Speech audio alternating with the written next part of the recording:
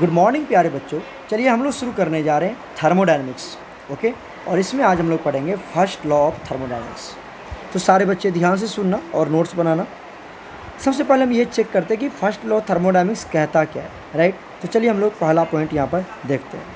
तो पहला पॉइंट प्यारे बच्चों, it is based on conservation of energy. Conservation of energy. तो फर्स्ट लॉ ऑफ थर्मोडायनेमिक्स किस पर बेस्ड है? कंजर्वेशन ऑफ एनर्जी पे बेस्ड है। ध्यान से सुनते जाओ। फर्स्ट लॉ ऑफ थर्मोडायनेमिक्स किस पर बेस्ड है? कंजर्वेशन ऑफ एनर्जी पर बेस्ड है, राइट। चलो दूसरा पॉइंट, इसको हम लोग क्या करते हैं, डिफाइन कर लेते हैं। ये क्या कहता है? इट स्टेटेड दैट, या इट स्टेट्स दैट क्या कहता है वो देख लेते हैं कि energy can neither be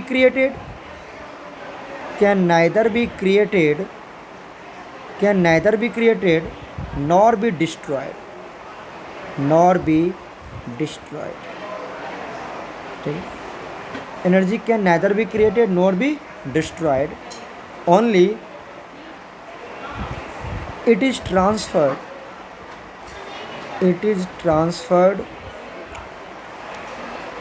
from one form to another form। क्या कहने का मतलब हुआ कि एनर्जी को हम ना तो क्रिएट कर सकते हैं ना ही डिस्ट्रॉय कर सकते हैं। केवल ये होता क्या है कि अपना ये फॉर्म चेंज कर लेता है, एक फॉर्म से दूसरे फॉर्म में क्या हो जाता है, वो ट्रांसफर हो जाता है, राइट। तो ये तो हमने 8-9 से ही पढ़ते आ रहे हैं कंजर्वेशन ऑफ एनर्जी क्या कहता है। तो इसी के ऊपर बेस्ड है हमारा first law of thermodynamics, right. चलिए अब इसको हम लोग समझते हैं कि ये कहता क्या है, इसको डायग्राम के थ्रू समझते हैं। सपोज दैट बच्चे कि मान लो हमारे पास एक सिस्टम है, हमारे पास क्या है, एक सिस्टम बना लेते हैं। यहाँ पर ये हमारा क्या है, एक सिस्टम, राइट। ये हमारा एक सिस्टम, कौन सा सिस्टम है ये? गैसियस सिस्टम है, क्योंकि थर्मोडायनेमिक्स में हम गैसियस सिस्टम की ही बात करते हैं। तो ये हमारा एक गैसियस सिस्टम है, और मान लेते हैं ये सिस्टम है, तो सिस्टम के पास अपनी एनर्जी तो होती है। तो मान लेते हैं इसकी जो इंटरनल इनिशियल एनर्जी है, कौन सी एनर्जी? Initial energy. कुछ ना कुछ तो इनिशियल एनर्जी होगी ना। इसको मान क्या लेते हैं हम लोग? UI मान लेते हैं। इसकी जो इंटरनल इनिशियल एनर्जी है, इंटरनल इनिशियल एनर्जी को क्या मान लेते हैं? कुछ ना कुछ तो इसके पास एनर्जी होगी ना इस सिस्टम के अंदर। और जो सिस्टम के अंदर एनर्जी होती है उसको क्या बोलते हैं? इंटरनल एनर्जी बोलते हैं। अभी तो पढ़ाए थे हम आपको, ओके। तो सिस्टम के अंदर जो इंटरनल एनर्जी है उसको हम क्या मान लेते हैं? UI मान लेते हैं, इनिशियल मान लेते हैं, इंटरनल एनर्जी मान लेते हैं। अब आपने क्या किया, इस सिस्टम के ऊपर कुछ वर्क किया। इस सिस्टम के ऊपर आपने क्या किया? वर्क किया। सपोज दैट वर्क डन, हमने इस सिस्टम के ऊपर वर्क किया। ध्यान से सुनते जाओ। Work done on the system, ताकि इस सिस्टम की एनर्जी बढ़ जाए। आपको पता ना, अगर सिस्टम पे वर्क करेंगे तो सिस्टम की एनर्जी बढ़ती है, और अगर सिस्टम वर्क करेगा तो एनर्जी उसकी डिक्रीज़ होगी। यहाँ पर सिस्टम के ऊपर हम क्या कर रहे हैं? वर्क कर रहे हैं ताकि एनर्जी बढ़ जाए। तो उसको क्या लिखेंगे हम? +W लिखेंगे, प्लस एनर्जी बढ़ेगी उसको, ठीक है। तो ये हमने लिख लिया। अब सपोज दैट कि इस सिस्टम की एनर्जी बढ़ाने के लिए हमने क्या किया, इस सिस्टम को हीट भी प्रोवाइड किया। क्या प्रोवाइड किया? Heat given to the system. क्यों दे रहे सिस्टम को हीट? ताकि उसकी एनर्जी बढ़ जाए। आपको पता नहीं कि सिस्टम की एनर्जी को बढ़ाने के लिए या डिक्रीज़ करने के लिए हम दो चीज़ कर सकते हैं, या तो वर्क करेंगे या हीट देंगे। सिस्टम को हीट दो तो उसकी एनर्जी बढ़ेगी, हीट निकाल लो तो उसकी एनर्जी क्या होगी? डिक्रीज़ हो जाएगी। उसी तरह से अगर उस सिस्टम के ऊपर हम वर्क कर रहे हैं तो उसकी एनर्जी बढ़ेगी, और सिस्टम अगर वर्क कर रहा है तो उसकी एनर्जी डिक्रीज़ होगी। तो दो मीडियम के थ्रू सिस्टम की एनर्जी को हम बढ़ा सकते हैं, घटा सकते हैं, दैट इज़ वर्क। और दूसरा क्या हमारे पास? हीट। ये दोनों हम अपने ऑफलाइन क्लासेस में ऑलरेडी कवर कर चुके हैं, राइट। तो इस सिस्टम की एनर्जी, पहले एनर्जी कितनी थी? इनिशियल एनर्जी थी UI। अब आपने क्या कर दिया, उसके ऊपर हीट दे दिया। जब आपने उस सिस्टम को हीट दिया तब उसकी एनर्जी क्या होगी बता दो, बढ़ेगी उसकी। तो यहाँ पर क्या होगा, प्लस क्यू हो जाएगा, होगा प्लस क्यू, क्योंकि ये भी बढ़ रहा है, प्लस में चला जाएगा।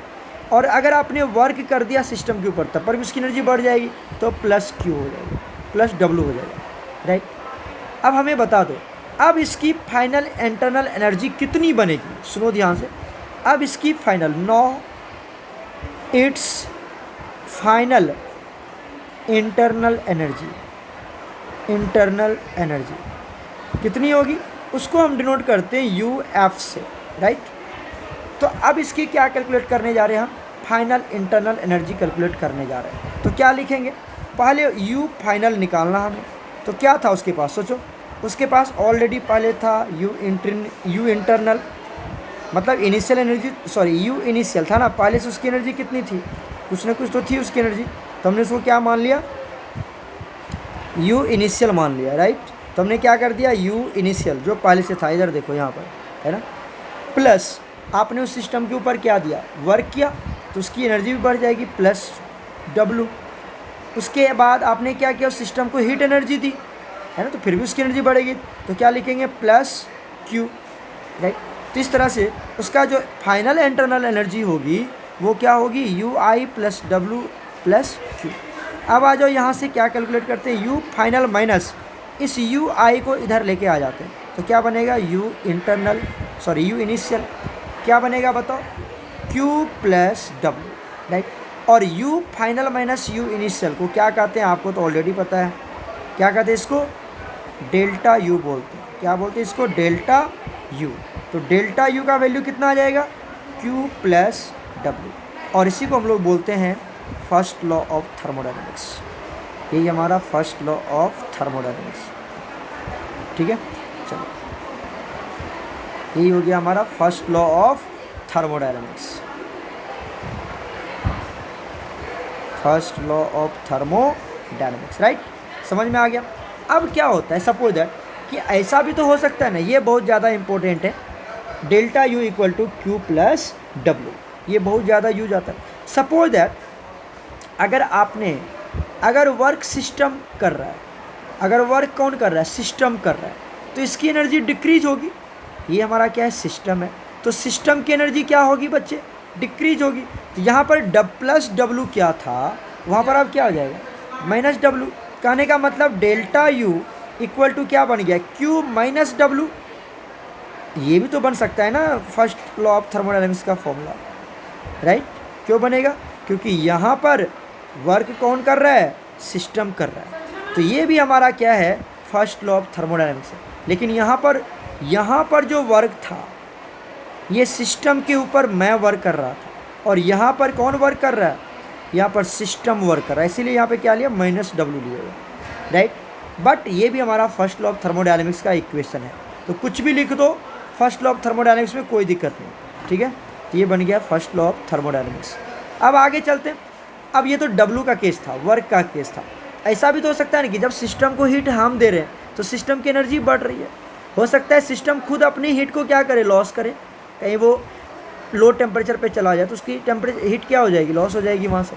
तो उस केस में क्या बनेगा बता दो, delta U equal to minus Q plus W, ऐसा भी तो बन सकता है। तो ये भी क्या होगा, हमारा फर्स्ट लॉ ऑफ थर्मोडायनेमिक्स है। दूसरा केस क्या बन सकता है, delta U equal to minus Q minus W, तो ये भी क्या बन जाएगा, हमारा फर्स्ट लॉ ऑफ थर्मोडायनेमिक्स। तो ये 4 डेफिनेशंस हैं किसके, फर्स्ट लॉ ऑफ थर्मोडायनेमिक्स। आप कोई सा भी डेफिनेशन लिख सकते हो, कोई दिक्कत नहीं, बट सबसे ज़्यादा मोस्टली यूज होता है delta U equal to Q plus W, right. यहाँ पर क्यू प्लस डब्लू मतलब क्यू भी क्या है हमारा आपका प्लस में, वर्क भी क्या है प्लस में, तो मतलब सिस्टम को हीट दिया जा रहा है और सिस्टम के ऊपर वर्क किया जा रहा है। यहाँ से सुनो, गेटिंग माई पॉइंट्स। ये हो गया डेल्टा यू, जिसको कि हम लोग क्या निकाला, change in internal energy, right. समझ में आ गया। अब यहाँ पर आप अगर फर्स्ट वाला, मैंने आपको बताया ये ज़्यादा यूज होता है, ये वेरी वेरी इंपॉर्टेंट है, कभी भी आपसे पूछेगा तो ये बताना delta U equal to Q plus W, but आप कोई सा भी डिफाइन कर देते हो तो गलत नहीं है वो, राइट। चलो अब बताओ, आपने जो मोस्ट वाइडली यूज करना है, कौन सा यूज करना है, delta U equal to Q plus W, right. ये इक्वेशन आपको ज़्यादा यूज करना है। तो delta U equal to Q plus W, ये बन गया हमारा फर्स्ट लॉ ऑफ थर्मोडायनेमिक्स। अच्छा डब्लू ये क्या वर्क है, तो वर्क का फॉर्मूला क्या होता है बताइए। वर्क का होता है minus P del V, minus P del V. तो अगर ये वर्क के जगह पर मैं पुट कर दूं तो डेल्टा यू का इक्वेशन क्या बन जाएगा, Q minus P del V. बनेगा कि नहीं बनेगा बताओ। अरे कुछ नहीं, हमने वर्क का वैल्यू पुट कर दिया तो डेल्टा यू इक्वल टू क्या बन गया, Q minus P del V. तो ये भी इक्वेशन आपको कभी कभी आ जाएगा, कुछ नहीं है, बस कन्वर्जन है। डब्लू के लिए हमने वो वैल्यू पुट कर दिया minus P del V, right. अब समझ में आ गया आपको। ये क्या था हमारे पास, इंटरनल एनर्जी था। तो इंटरनल एनर्जी कैसे निकाला हमने, फर्स्ट लॉ ऑफ थर्मोडायनेमिक्स से, change in internal. Delta U क्या है, ये हमारे पास change in internal energy, change in internal energy. ध्यान से सुनते जाओ, नोट्स बनाना अच्छे से। Change in internal energy, right. अब चलते हैं हम लोग इसके यूनिट कन्वर्जन की तरफ। यूनिट कन्वर्जन करना ज़रूरी है, क्यों, क्योंकि जब आप पी डेल वी करेंगे तो प्रेशर को किस में निकालेंगे, एटीएम में। और देखो क्या होता है, वर्क इक्वल टू क्या होता है, माइनस पी डेल्टा वी। तो बताइए पी का यूनिट क्या है, पी का यूनिट है एटीएम, है ना। और डेल्टा वी का यूनिट क्या, वॉल्यूम है बच्चे, तो लीटर। तो आपका जो वर्क का यूनिट आएगा वो क्या आएगा, एटीएम इंटू लीटर आएगा ना, ATM into litre. But ATM litre तो हमारा वर्क का यूनिट होता नहीं है, उसे हमें या तो जूल में ले जाना पड़ेगा या किलो जूल में ले जाना पड़ेगा। तो यहाँ पर एक यूनिट यूज होता है, वो आप हमेशा याद रखेंगे कि 1 ATM litre is equal to 101.3 joule होता है, राइट। समझ में आ रही बात, 101.3 जूल होता है। ये मैंने प्रीवियस लेक्चर में भी आपको ऑलरेडी बता रखा है, बट यहाँ पर भी मैं आपको बता रहा हूँ, सारे बच्चे इसको याद रखेंगे, राइट। चलो, और अगर बार में आ जाए कि 1 बार और ये लीटर में आ जाए, कभी कभी आपको प्रेशर बार में दे दे, राइट। तो यहाँ पर क्या होगा, 101 को हटा देना, सीधा लिखना 101 जूल, बस, ठीक है। तो ये बन गए हमारे पास दूसरे कन्वर्जन्स, कर लोगे बच्चे यहाँ पर, राइट। चलिए, तो ये हमने देख लिया यूनिट कन्वर्जन किस तरह से करना है, एकदम दिमाग में रखना है इस सारे बातें को, ठीक है। ये हमारा हो गया यूनिट कन्वर्जन, ओके। अब हम लोग चलते हैं वर्क फॉर डिफरेंट प्रोसेस पढ़ रहे हैं। ये जो हमने थर्मोडायनेमिक्स इंटरनल एनर्जी हमने पढ़ा, सॉरी वर्क क्या बोल रहा हूँ, इंटरनल एनर्जी। तो अभी हम लोग हेडिंग बना लेते हैं, इंटरनल एनर्जी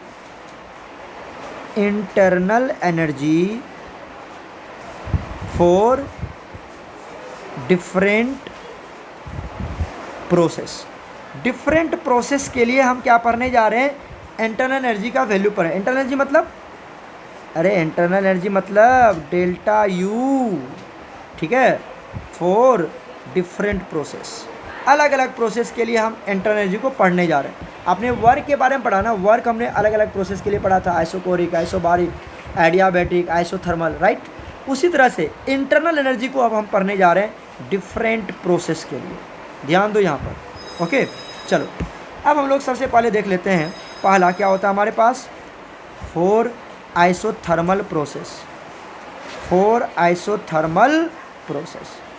आइसोथर्मल प्रोसेस में बता दीजिए टी क्या होता है। टी मतलब टेम्परेचर क्या रहना है, कांस्टेंट रहना है। टेम्परेचर कांस्टेंट रहेगा, जब टेम्परेचर कांस्टेंट है तो डेल्टा टी का वैल्यू क्या आएगा, 0 आएगा, राइट। अच्छा, और आज के लेक्चर में हमने आपको समझाया हुआ है कि जो इंटरनल एनर्जी होता है इज़ द फंक्शन, ध्यान दो यहाँ पर, is the function of temperature. क्यों, आपने पढ़ा ना, डेल्टा यू इक्वल टू क्या होता है, kinetic energy of ideal gas. याद है, अगर आइडियल गैस सिस्टम है आपके पास तो डेल्टा यू की वैल्यू किस पे डिपेंड करती है, kinetic energy of ideal gas system पे। और kinetic energy of ideal gas क्या होता है बता दो हमें, ये होता है सर 3/2 nRT। तो बता दो डेल्टा यू किस पे डिपेंड करता है, ये डिपेंड करता है टेम्परेचर पे। किस पे डिपेंड करेगा, ये टेम्परेचर पे डिपेंड करेगा, राइट, डायरेक्टली प्रोपोर्शनल है। अच्छा, जब आपने डेल्टा टी का वैल्यू क्या कर दिया, 0 कर दिया, मतलब टेम्परेचर कांस्टेंट था, डेल्टा टी का वैल्यू 0। तो यहाँ पर बच्चे अगर डेल्टा टी का वैल्यू क्या आ गया, 0 आ गया, तो डेल्टा यू भी क्या हो जाएगा, 0 हो जाएगा। क्यों? क्योंकि delta U is the function of temperature. Delta U is the function of temperature. Temperature का फंक्शन है ये, तो टेम्परेचर 0 तो डेल्टा यू भी 0। सुन रहे हो? अभी मैंने पढ़ाया हुआ है। तो डेल्टा टी अगर 0 है तो डेल्टा यू भी क्या हो जाएगा, 0 हो जाएगा। किसके लिए? किसके लिए? आइसोथर्मल प्रोसेस के लिए। अच्छे से नोट्स बनाना इसका। ओके, अब आ जाओ। डेल्टा यू 0 आ गया तो बता दो डेल्टा यू इक्वल टू क्या होता है फर्स्ट लॉ ऑफ थर्मोडायनेमिक्स से। According to first law of thermodynamics बताइए क्या होता है? ये होता है delta U equal to Q plus W. तो डेल्टा यू का वैल्यू कितना आ गया आपके पास? डेल्टा यू का वैल्यू आ गया 0। तो 0 equal to Q plus W. तो बता दो यहाँ से Q इक्वल टू क्या निकल जाएगा, माइनस डब्लू। तो आप ये बात याद रखना, आइसोथर्मल प्रोसेस के लिए Q equal to minus W, मतलब वर्क और हीट दोनों इक्वल है बट एक दूसरे का निगेटिव होगा। वर्क एंड हीट दोनों इक्वल है बट निगेटिव होगा वैल्यू उसकी। किसके लिए? आइसोथर्मल प्रोसेस के लिए। एकदम याद रखना ये सारी बातें जो डेरिवेशन में यहाँ पे सिखा रहा हूँ तुम्हें, राइट। चलिए अब हम लोग चलते हैं फॉर दूसरा बात कर लेते हैं, दूसरा process for adiabatic process. For adiabatic process, adiabatic process में क्या होता है बता दो। आप जानते हो कि जो Q होता है हीट होता है, जो Q होता है आइडियाबेटिक मतलब हीट की वैल्यू क्या होनी है, हीट की वैल्यू 0। मतलब क्या हो गया, जो Q है उसकी वैल्यू क्या होगी, 0 होगी। Q की वैल्यू क्या होगी, 0 होगी, है ना। बता दीजिए क्या होता है डेल्टा यू इक्वल टू क्या होता है, Q प्लस डब्लू। किसके? फर्स्ट लॉ ऑफ थर्मोडायनेमिक्स पढ़े ना, फर्स्ट लॉ ऑफ थर्मोडायनेमिक्स के अकॉर्डिंग। तो ये क्या हो गया, अब यहाँ पर डेल्टा यू क्या हो गया, Q तो 0 निकल गया आपका, यहाँ पर आएगा 0 प्लस डब्लू। तो डेल्टा यू किसके बराबर हो जाएगा, डब्लू के बराबर हो जाएगा। सुन रहे सारे बच्चे, डेल्टा यू किसके बराबर हो जाएगा, डब्लू के बराबर हो जाएगा। ये हो गया आइडियाबेटिक प्रोसेस। अब चलिए थर्ड देख लेते हैं हम लोग, किसके लिए, for isochoric process. Isochoric CHO देख लेना, कोरिक प्रोसेस। आइसोकोरिक प्रोसेस की बात करते हैं। बताइए आइसोकोरिक प्रोसेस में क्या होता है? कुछ नहीं सर, वॉल्यूम क्या होगी, कांस्टेंट होगी। वॉल्यूम कांस्टेंट, तो डेल्टा V की वैल्यू 0, यही तो हमने आपको पढ़ा रखा है, राइट। तो बता दीजिए फर्स्ट लॉ ऑफ थर्मोडायनेमिक्स क्या कहता है, delta U equal to Q plus W. अच्छा, अब यहाँ पे वैल्यू पुट कर लेते हैं। Delta U equal to Q plus W का वैल्यू क्या रखें, अभी तो बताया था W equal to minus P del B, यहाँ पे माइनस पी डेल बी कर दूँ। और डेल्टा V का वैल्यू क्या है बता दो, डेल्टा V का वैल्यू है 0। यहाँ देखो, यहाँ पे डेल्टा V का वैल्यू क्या है, 0 है। यहाँ पर ये इसकी वैल्यू क्या हो जाएगी, इसकी वैल्यू यहाँ पर पुट कर देते हैं हम 0। तो यहाँ पर ये टोटल टर्म आ गया, तो डेल्टा U इक्वल टू क्या आ गया, Q आ गया। सुन रहे सारे बच्चे, डेल्टा U क्या हो जाएगा हमारा, Q आ जाएगा। क्लियर हो गया, ये हमने थर्ड कर लिया, delta U equal to Q। कोई दिक्कत?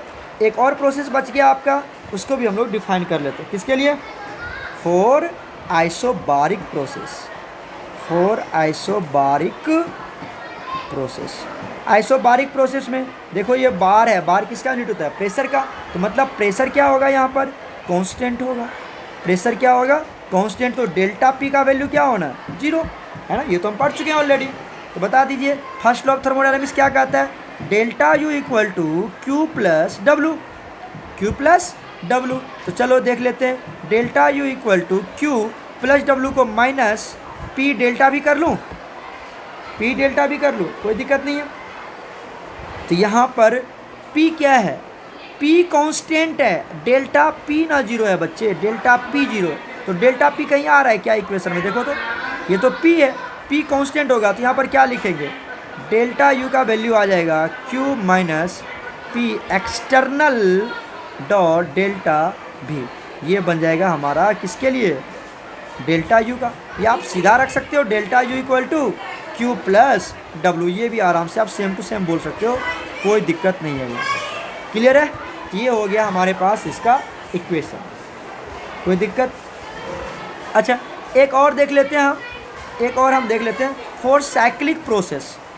Cyclic process, cyclic process, cyclic process में क्या होता है? आपको पता है साइकिल है, इस तरह से साइकिल है, मतलब ये मान लो ए बी सी, ठीक है, कोई वर्क इस तरह से क्या कर रहा है, हो रहा है। यहाँ पर साइक्लिक प्रोसेस के केस में याद रखना, यहाँ पर for cyclic process, for cyclic process internal energy तो बराबर होगी सब जगह, जो यहाँ पर इंटरनल एनर्जी होगी वही यहाँ पर होगी, यहाँ पर होगी, क्योंकि ये मूव कर रहा है तो सब जगह इंटरनल एनर्जी इक्वल होगा। तो बता दो you final minus you initial की वैल्यू क्या आएगी? 0 आएगी, क्योंकि हमेशा कांस्टेंट, जो यहाँ पर वैल्यू, इधर देखो, जो यहाँ पर वैल्यू होगी वही यहाँ पर होगी, वही यहाँ पर होगी, मतलब सब जगह इक्वल है, सब जगह इक्वल है। मतलब इंटरनल एनर्जी क्या होगी बताओ? यहाँ पर इंटरनल एनर्जी क्या होगी? Is constant. यहाँ पर क्या है? यहाँ पर कांस्टेंट है, इक्वल होगा, सब जगह बराबर होगा। तो डेल्टा यू अगर मैं निकालूँ उसकी वैल्यू क्या होने वाला है? कांस्टेंट है, तो कांस्टेंट में से कांस्टेंट माइनस करेंगे तो 0 आ जाएगा, है ना? तो यहाँ पर 0 आ गया, तो डेल्टा यू ही क्या आ गया? यहाँ पर डेल्टा यू ही क्या आ गया? 0 आ गया। तो साइक्लिक प्रोसेस के केस में डेल्टा यू का वैल्यू क्या आएगा? 0 आएगा, याद रखना। साइक्लिक प्रोसेस के केस में डेल्टा यू का वैल्यू क्या आएगा? 0 आएगा। क्लियर है? ये हमने सारे प्रोसेस देख लिया, जितने प्रोसेस थे, cyclic process, adiabatic process, isochoric process, isothermal process, isobaric process, सारे प्रोसेस में हमने फर्स्ट लॉ ऑफ थर्मोडायनामिक्स का एप्लीकेशन कर लिया। ठीक है बच्चे, इसका अच्छे से नोट्स बनाना, ठीक है? ओके।